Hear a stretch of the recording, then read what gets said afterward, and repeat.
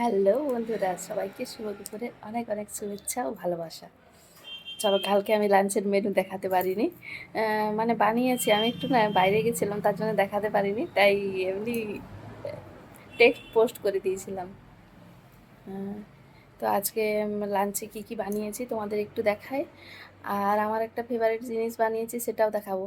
কি জানো, মানে পটল পটলকে হালকা হালকা হলুদ হলুদ পেকে গেলে অনেকে ফেলে দেয়, তো সেই পটল পোড়া করে ওটা পটল মাখা করেছি।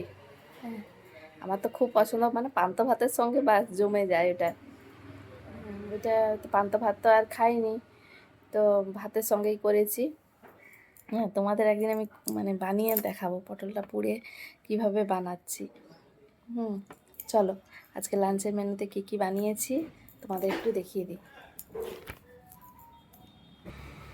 দেখো, আজকে লাঞ্চের মেনুতে বানিয়েছি ভাত, ঠিক আছে, এটা ডিমের ঝোল করেছি, এটা শাকের তরকারি, এটা আমের আচার বানিয়েছি। তো এই ভিডিওটাও তোমাকে দেখাবো, ঠিক আছে, ভিডিও করেছি।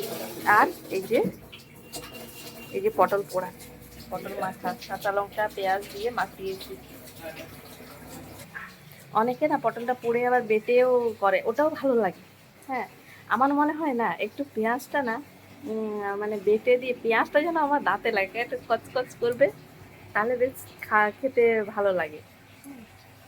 চলো, তোমরা কে কে পটল পোড়া খেতে ভালোবাসো জানিও কেমন।